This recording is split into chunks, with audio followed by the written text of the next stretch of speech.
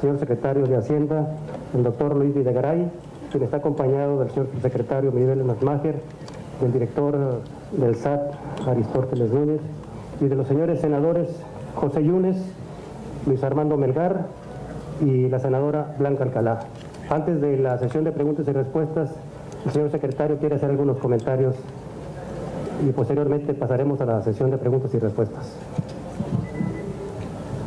Muchas gracias, Héctor.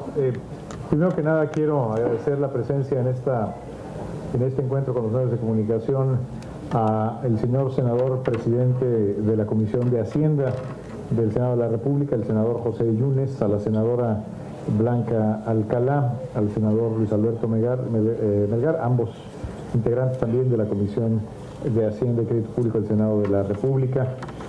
Igualmente gracias al subsecretario de Ingresos y al jefe del SAT por estar aquí presentes.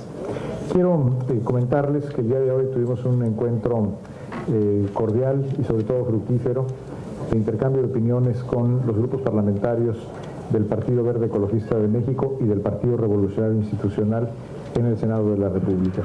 Los temas que tratamos fueron los relacionados con la situación económica internacional y nacional, las perspectivas para el año 2014 y, por supuesto, la agenda de transformación que encabeza el presidente Enrique Peña Nieto y que después de un año muy importante de reformas estructurales en 2013 habrá de continuar en 2014 con temas muy importantes.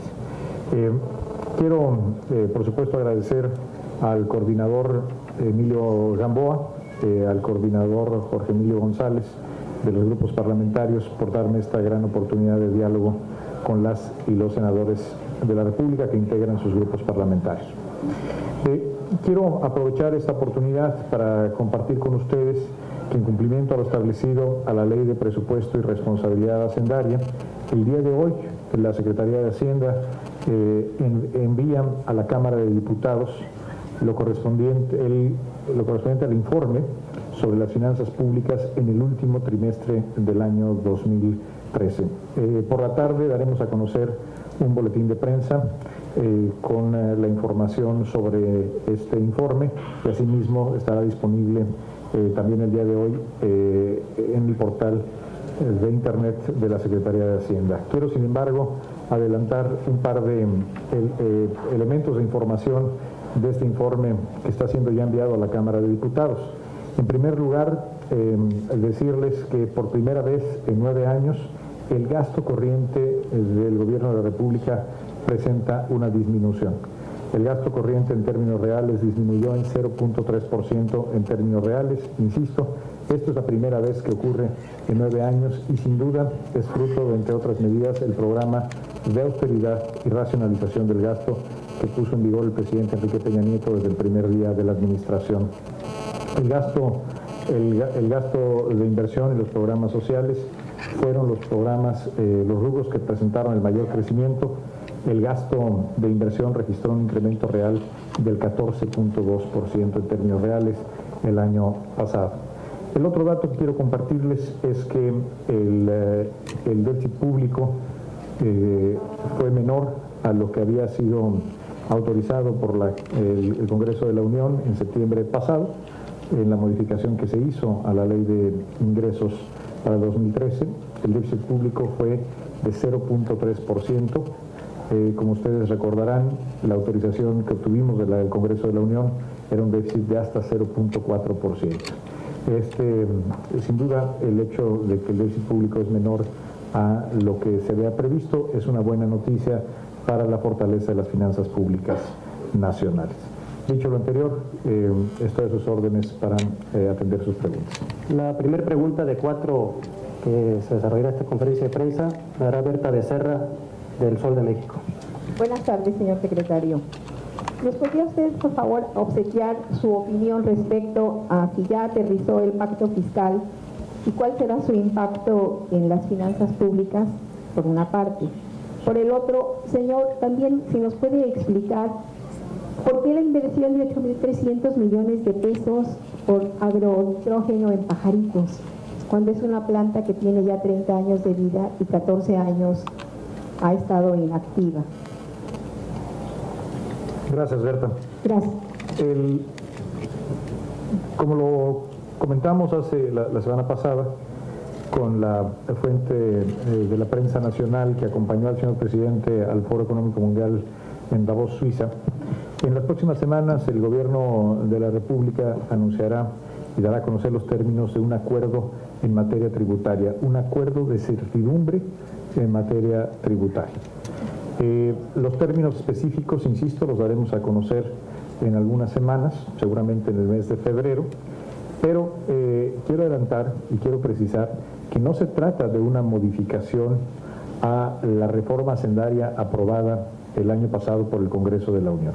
Por el contrario, de lo que se trata es de darle a las familias mexicanas, a los trabajadores y por supuesto a las empresas de todos tamaños, la certidumbre de que los impuestos no cambiarán por lo menos en un periodo de 3 años, que no habrán de modificarse las tasas, que no habrá nuevos impuestos, que no habrá nuevas reglas de carácter tributario.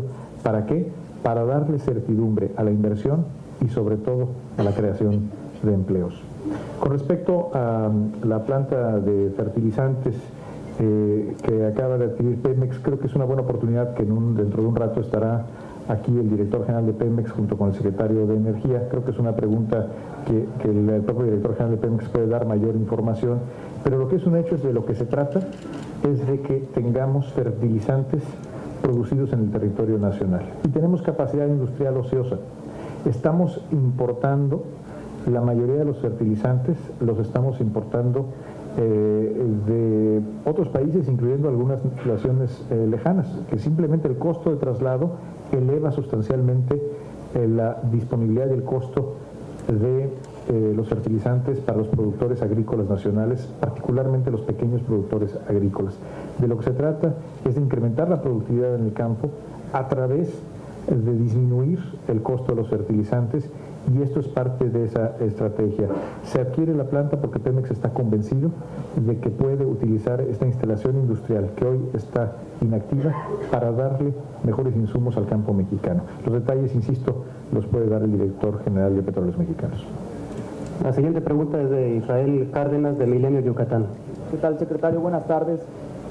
Ante el disgusto generalizado que ha causado la reforma fiscal reciente en diversos sectores como el de los empresarios, en la calle, la gente en las casas, ¿existe la posibilidad de integrar una revisión o un documento que sea enviado a la Cámara de Diputados para ver esta cuestión?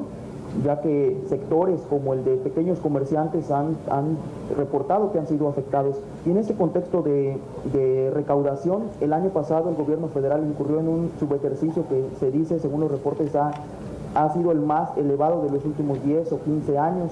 ¿Cómo van a frenar esta situación este 2014 y cómo van a hacerle para que el ejercicio del gasto sea realmente para lo que se ha programado? Y la tercera es, a nivel local, ¿cuántos recursos han presupuestado para el proyecto del tren rápido transpeninsular aquí en Yucatán? Si este proyecto se va a financiar por parte del gobierno o ustedes han programado algún financiamiento exterior de capital privado, y principalmente. Gracias, Israel. No hay ningún plan para modificar la reforma hacendaria. La reforma hacendaria hoy ha sido ya aprobada por el Congreso de la Unión y hoy es la ley. Y lo que le corresponde en un Estado democrático al gobierno de la República es ejercer la ley, y en este caso es aplicar la reforma hacendaria. La reforma hacendaria permitirá generar recursos adicionales para detonar mayor educación pública, mejores servicios de salud y particularmente más infraestructura. Este año tendremos el presupuesto históricamente más alto en materia de infraestructura para detonar proyectos como, por ejemplo, el tren transpeninsular, que correrá desde Punta Venado hasta esta ciudad, desde el puerto de Punta Venado en Quintana Roo hasta esta ciudad de Mérida, y que será fundamentalmente un proyecto de obra pública. Es decir, al observar proyectos tan importantes, proyectos de carácter regional, transformadores de la economía de la península de Yucatán, observamos el tipo de proyectos en los que serán destinados los ingresos tributarios adicionales que proveen de esta reforma a Hacendaria. Es un hecho que los impuestos siempre son controversiales. La entrada en vigor de nuevos impuestos o de tasas mayores a algunos productos, sin lugar a dudas, genera controversia, pero lo importante es que estos recursos están destinados no solamente a fortalecer la capacidad financiera del Estado, sino para utilizarse en beneficio de la gente, como en esta obra que mencionas para la península de Yucatán.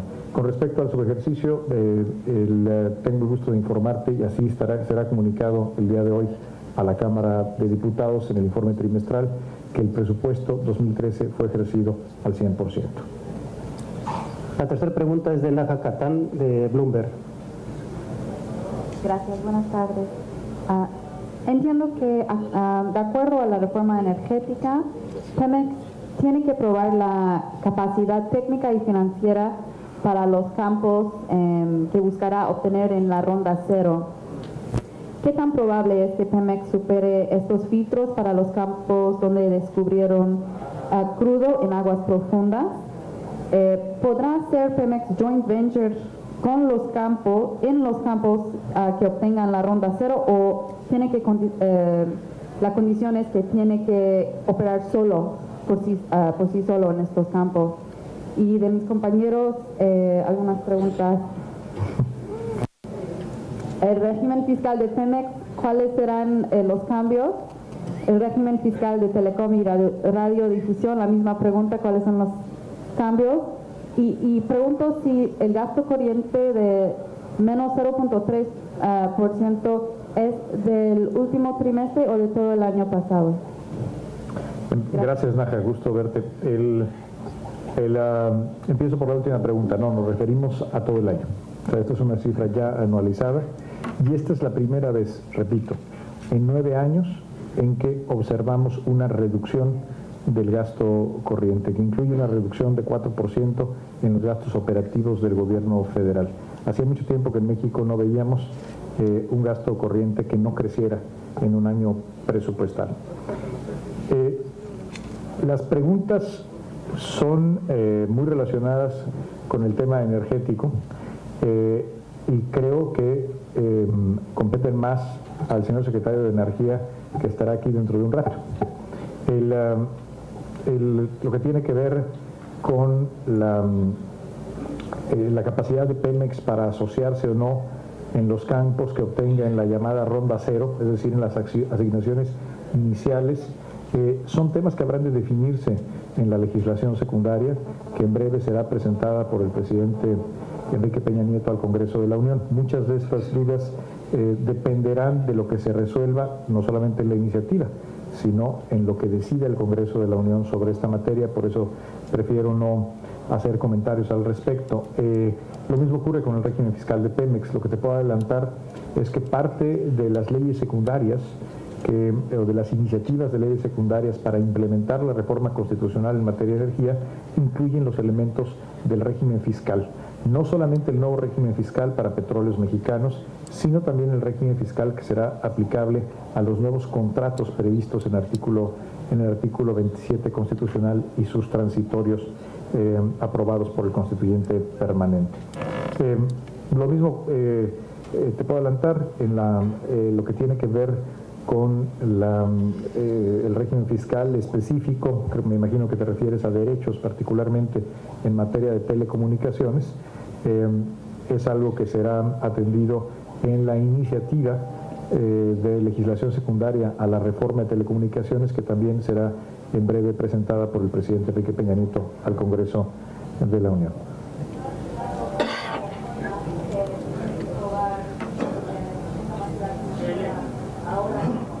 Bueno, estaba respondiendo las preguntas de régimen fiscal y de la capacidad de hacer asociaciones o joint ventures entre Pemex y el sector privado. Con respecto a la ronda cero, los transitorios de la reforma constitucional, ahí son explícitos ya y establecen un calendario que es independiente a la aprobación de la ley secundaria, pero insisto, creo que quien tiene la capacidad de dar comentarios al respecto de la capacidad técnica de Petróleos Mexicanos sobre campos específicos es la Secretaría de Energía, no la Secretaría de Hacienda. La cuarta y última pregunta corre por cuenta de Rosario González, del Grupo Radio Centro. Buenas tardes, secretario. Secretario, ¿cuáles son las leyes secundarias que le interesan al gobierno federal en torno a las reformas estructurales, concretamente para darle salida a la reforma energética? ¿Cuándo las estaría enviando el presidente Peña Nieto al Congreso? Y por otra parte, ¿cuándo aterrizará en la ciudadanía las reformas estructurales que tanto se han pregonado en el exterior y que ahora ven a México como un país con esperanza, dicen en el exterior? ¿Cuándo parece que hay desencanto en el gobierno del presidente en el interior, en México? Y otra pregunta, ¿qué factores de riesgo ve para la economía mexicana en este 2014 debido al entorno internacional? Y una pregunta para el titular del SAT, si así como se están publicando las listas de los morosos en contribuciones, también se van a publicar las listas de quienes han sido condonados en impuestos. Gracias, Rosario. Gracias. Bueno, al gobierno de la República le interesa que se aprueben todas las leyes secundarias que derivan de las reformas constitucionales. Las leyes secundarias en materia de competencia económica, en materia de telecomunicaciones y por supuesto en materia de reforma energética.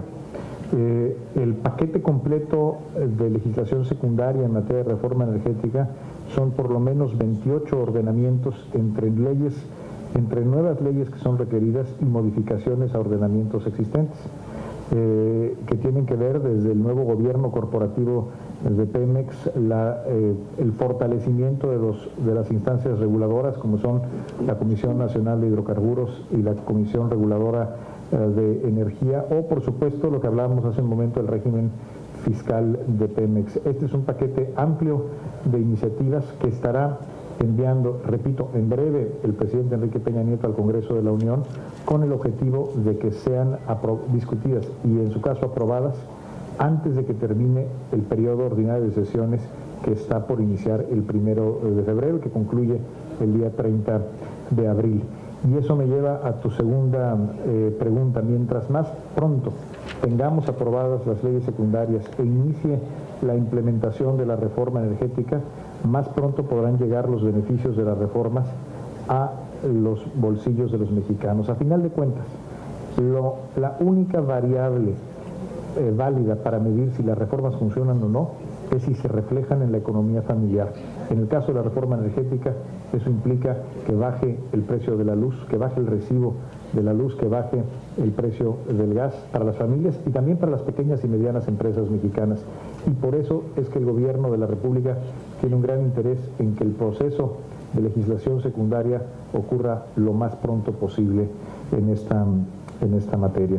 Con respecto a los factores de riesgo de la economía nacional, primero que nada hay que reconocer que México muestra una clara diferenciación entre cómo están siendo tratados por los mercados internacionales otras economías emergentes comparada con la nuestra.